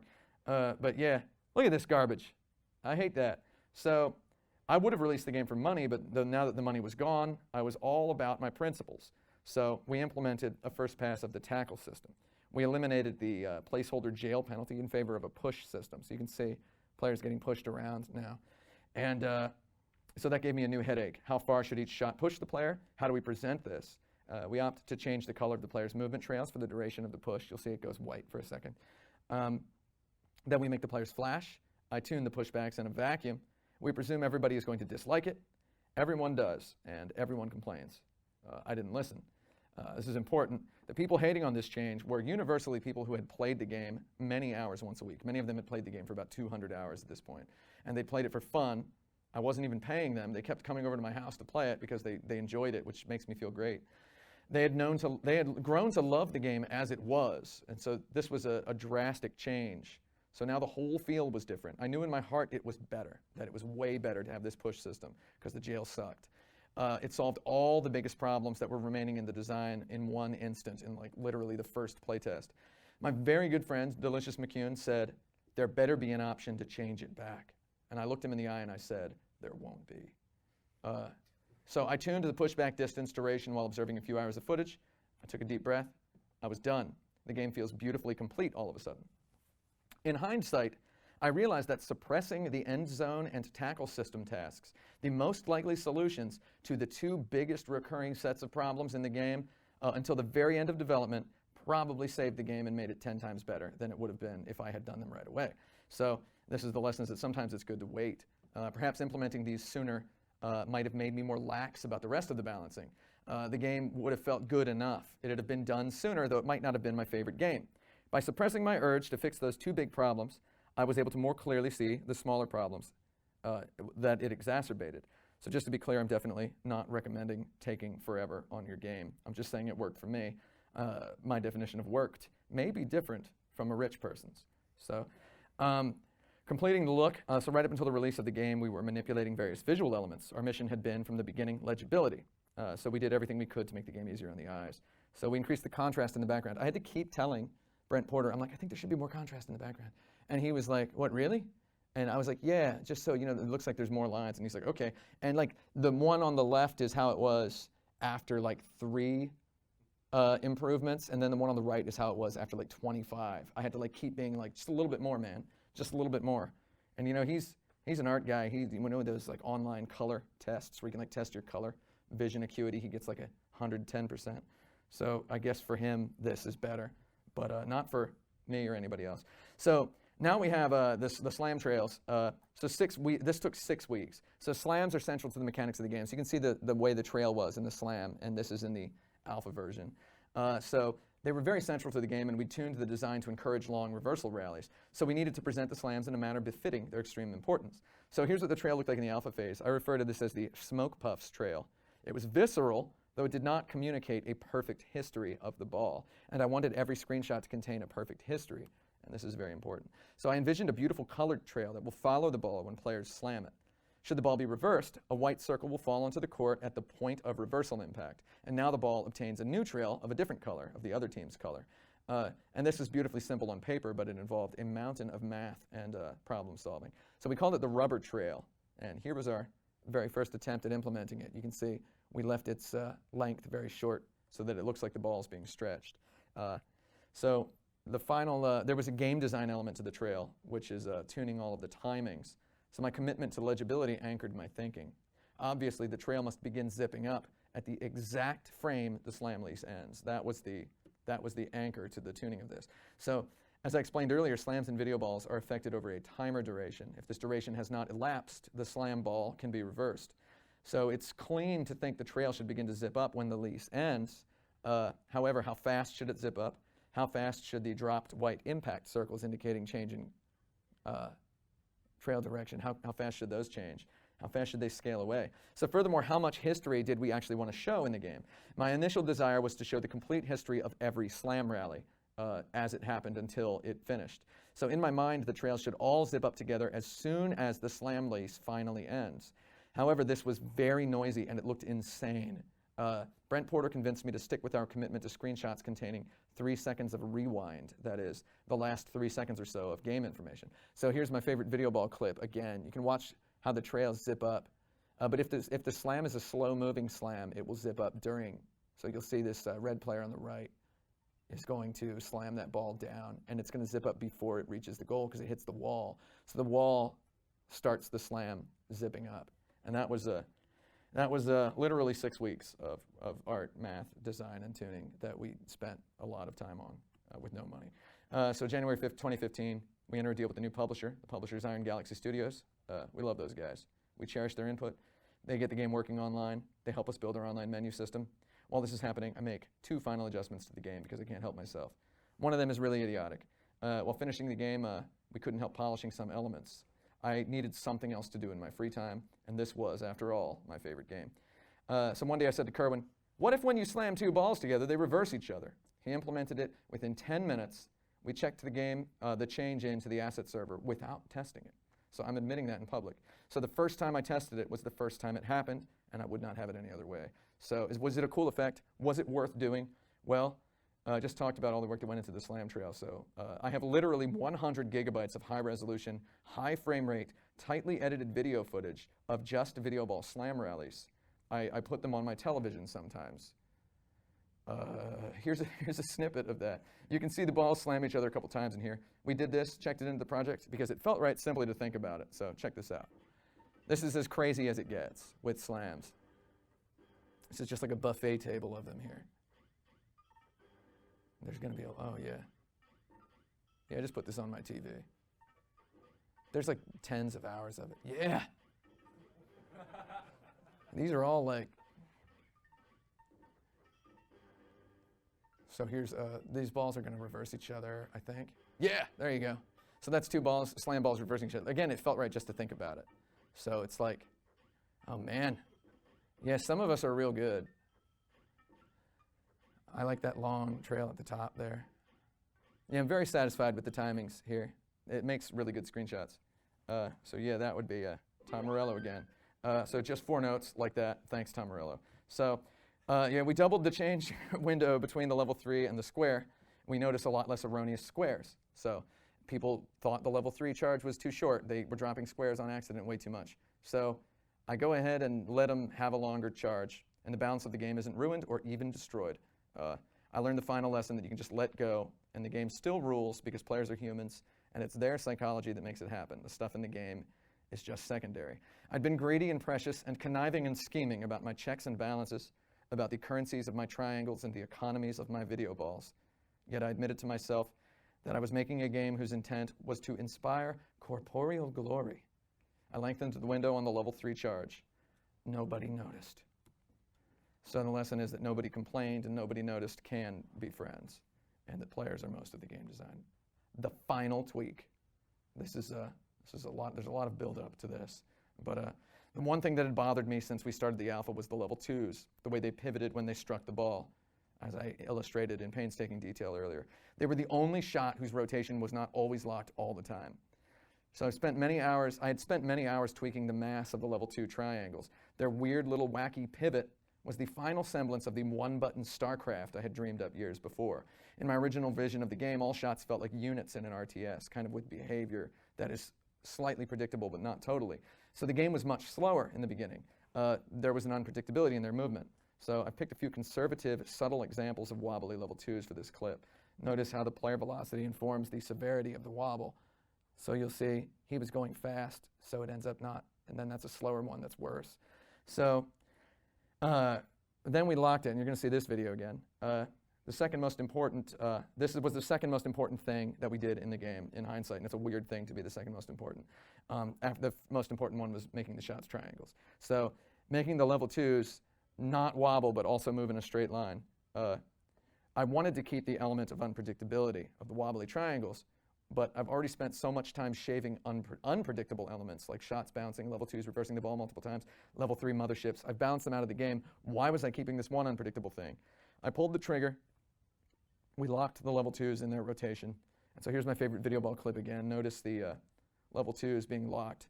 This might be my favorite clip of the game because it's the first game that we played as a group of friends after I made that final change. So, and I was just able to see how good the locked level 2s were. So here it is a little closer. So you'll see that one up there, and then you'll see this, how it just pushes and keeps going. It's perfect. So this came extremely late in the development of the game, and it was in fact the last thing. And once we implemented it, and calm washes over the game, it is actually done. So the game is finished now that the level 2 is finished. So there's our list. The medium triangle now disappears on contact with players, doesn't bounce off walls anymore, disappears on contact with slammed balls, still hits non-slam balls multiple times, squares, slam balls, players, walls, stop it. It moves in a straight line like all of the triangles, and we love it. And we also added background options to let players' eyes divide up the field in a manner fitting their play style. You can select any of these and then play online, and that's how your game looks.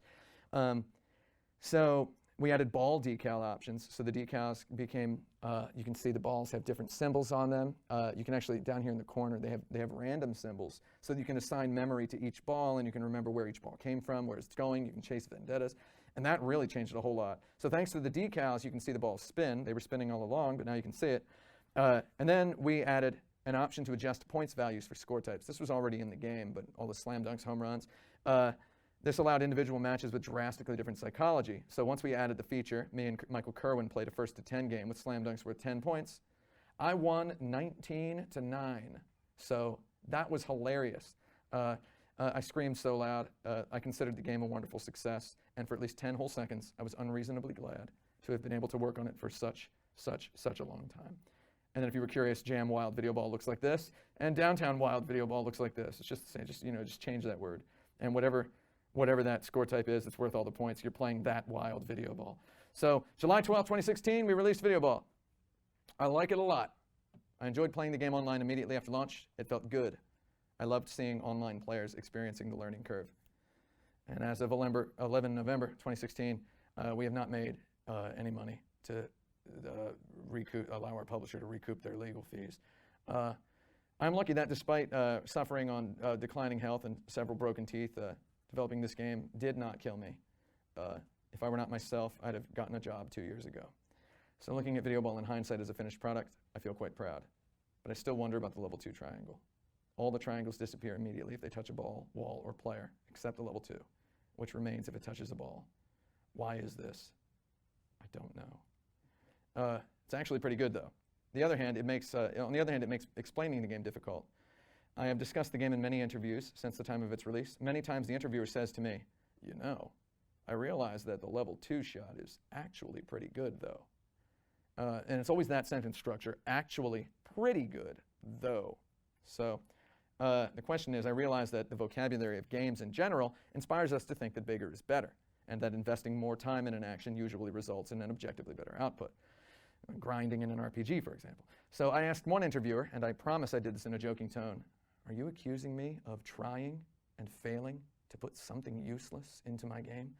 So Video Ball's triangles are all useful. I wanted every action to have a perfectly balanced risk and reward, and I believe that's what we did, and I don't know if that's responsible for us not making any money with it. So Video Ball is online. We have a devoted yet small community. They coordinate matches on Discord. They play online. They share videos of their matches. Many of them call Video Ball Game of the Year 2016, and I love it.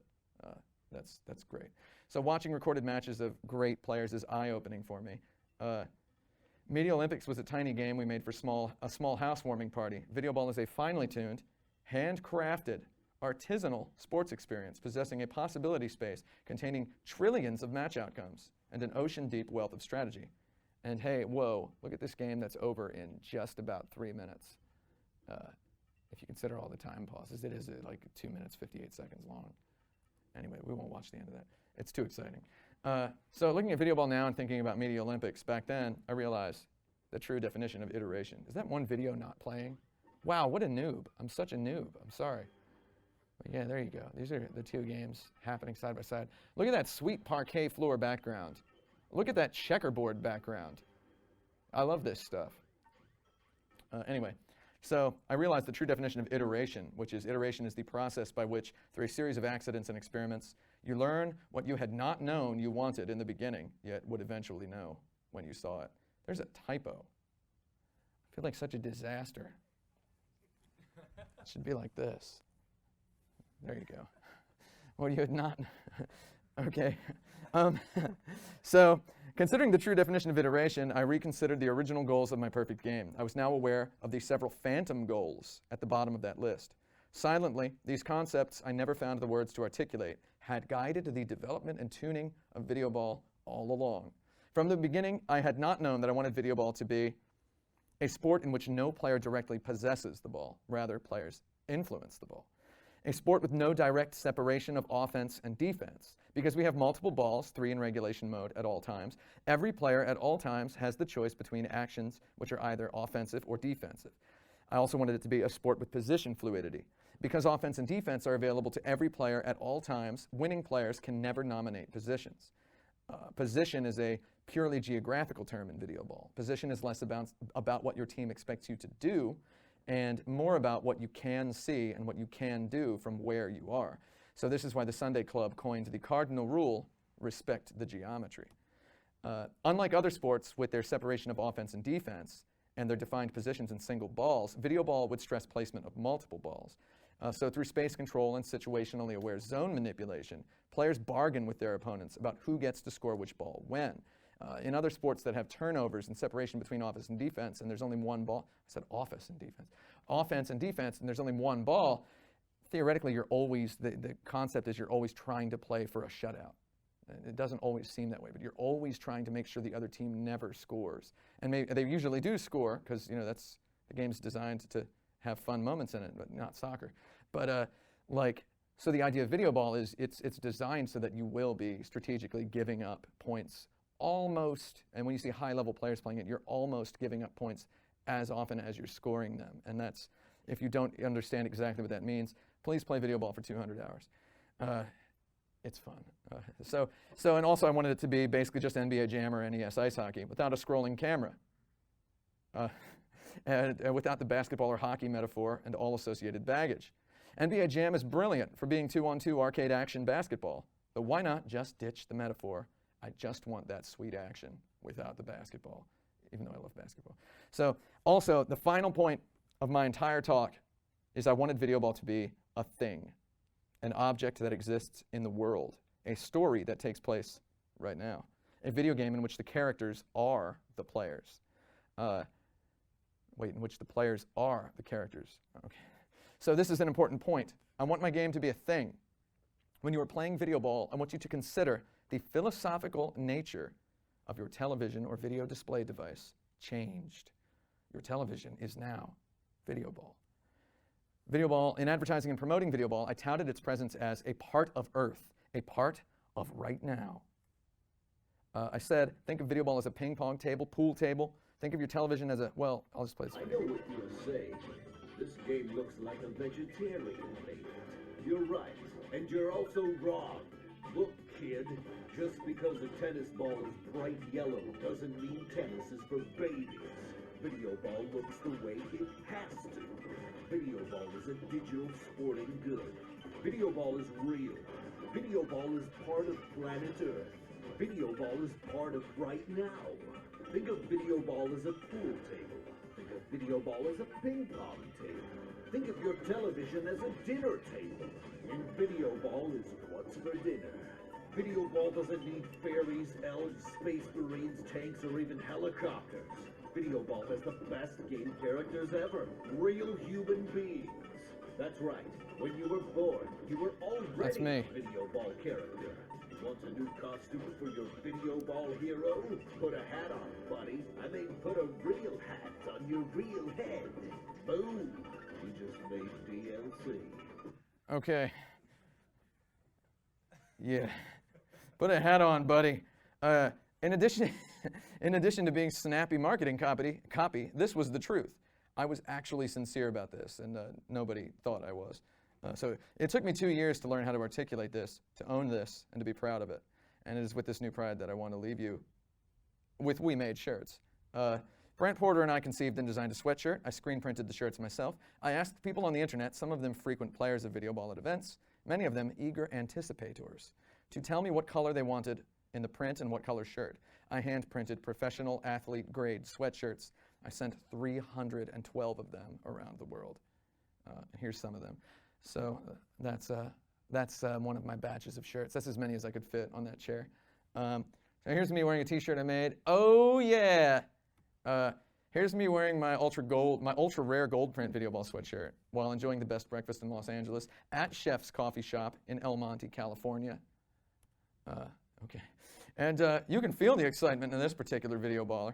I let people send their own shirts. I printed on anything. I didn't judge anybody. Here's Action Button Entertainment's Video Ball programmer, Michael Kerwin, playing Video Ball while wearing his favorite Video Ball hoodie. And then there's some idiot standing next to him who's not wearing a Video Ball shirt. That's suspicious. So Jenny Jiao here on the right, one of the makers of the game Big Glitched, which is a pretty good game. Very good game, actually. I'm not going to call somebody else's game pretty good. I'm trying to be not hyperbolic. Purchased this shirt I had printed on a premium vintage sweatshirt from my premium vintage sweatshirt collection. Yes, everyone has to collect something. And that's, I think, my favorite Video Ball shirt is that one. So somebody else owns it, not me, and I'm sad about that. This guy is a lawyer. Okay, so this is orange ink on Texas orange shirts was a popular combination. I even made one of these for myself. And I mean, there were a lot of those. Here's Action Button Entertainment's Brent Porter, the artist and lead programmer of Video Ball. He's wearing a unique Video Ball shirt that I made for him as a token of great friendship. You can see him posing here with various objects, including Kansas and his truck. As I said earlier, I printed a collection of premium vintage Video Ball sweatshirts with the Action Button Video Ball branding. I advertised these shirts on the internet. This shirt here is French, as in from France, it's not just an adjective, from circa 1960, and it was in miraculously good shape. I had preserved it for, again, I don't know why I have so many great shirts. So I had to summon courage to print on it, and luckily the print ended up being beautiful. I advertised the shirt for $200. Lo and behold, a buyer made an offer. It was the player that I hated. He was dead serious. He was so serious that he literally just sent me the money with PayPal immediately. I feel bad about what I did next. I'm going to confess it. Please forgive me. I refunded him. I said I'd already sold the shirt. He asked if I'd shipped it yet. I bent backward toward the truth and I said I had not. He sent $300. I refunded him again. I'm sorry, I said. I just can't do it. Also, seriously, for God's sake, that shirt could not possibly have fit him. I don't know what he wanted to do with it. Okay, so meanwhile, in Belgium, a man in Belgium asked about the shirt. He asked, had anyone made an offer at $200? I told him, as you are from Belgium, I presume you would appreciate this shirt more than the guy who did make an offer for $200. So I said, you can offer me less than that if you want. Because I don't know, I just think of not America as being like, I like having these shirts be elsewhere in the world. It's like an extra fun bonus. So I told him, in all honesty, how I had just driven one man into a bidding war with himself, during which the bid escalated from $200 to $300. We talked about capitalism for a long while. I told him I would give him the shirt from $100 if he promised he would take a good picture of the shirt clearly in Belgium. Whatever that means. He said he'd give me $50 and instead he would take a spectacular photo. I told him it was a deal. When he was in the Bay Area on vacation, I gave him the shirt in person. I put it in a nice box because, I made it myself, and it's a precious, fine item. So it was a beautiful shirt, and he gave it to his wife. But a week later, some photos arrived in my inbox. The first mistake I had made every morning of my life until that day was not knowing that a statue of Jean-Claude Van Damme as he appears in the film Bloodsport literally stands in a particular park somewhere in Belgium. The second mistake was never thinking to put a VIDEOBALL shirt on it. So my Belgian friends had done me a great service. And this is a silly way to frame it, though I promise you my utmost sincerity, I really mean it when I say these shirts are costumes for your VIDEOBALL character. I really mean it when I say these shirts are sports uniforms for VIDEOBALL. And I really, really mean it when I say that the players are the characters in VIDEOBALL. We spent thousands of hours playtesting and talking to our players to make absolutely certain real Earth humans are the VIDEOBALL characters. I aspire to transcend all irony when I say I do believe that these shirts are game design. Can video games be fabric? Absolutely yes. So I took a long time to make a game that didn't sell, yet it's important to me and it's my favorite thing. It is also my favorite video game idea that games can be a part of our planet and of our current events as long as we respect their design and weave them with care. Like a shirt, VIDEOBALL is a lifestyle object. Like a shirt, VIDEOBALL is a piece of sports equipment. Video games can be things. For example, we are selling custom, private, white label versions of the game. I don't even reveal any of these to the public. If you want to buy one, just let me know. You have my email address. Custom white label versions of the game. This one was exhibited in public at the Penny Arcade Expo at PAX East this year as part of their Omegathon final tournament.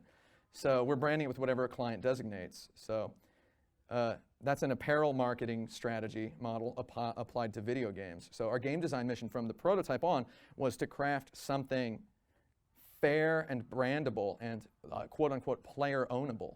So we designed our game like a textile, like a T-shirt, like an object, housewares, industrially. So we designed it, and the result is a T-shirt, a fine quality T-shirt that you can print your own design on. Maybe I'm hammering this point a little too hard. So in a world where Titanfall is the Call of Duty of giant robots, where every game is the other game of different metaphor, I am proud to think of VIDEOBALL as the Muji coffee cup of MOBAs. I am proud that VIDEOBALL is the Burberry scarf of sports. I'm proud that VIDEOBALL is the plain cheese pizza of FPSs, and I love to eat it. I've played more than 400 hours of my own game since its launch. Maybe that's weird. In conclusion, yes, you got me. Sometimes eating a plain cheese pizza is harder than pretending to be thinking about making a salad. And then there's, oh, that goddarn song. I put that in there as a joke to surprise myself, and it worked. That's it. That was a lot longer than I thought it would be.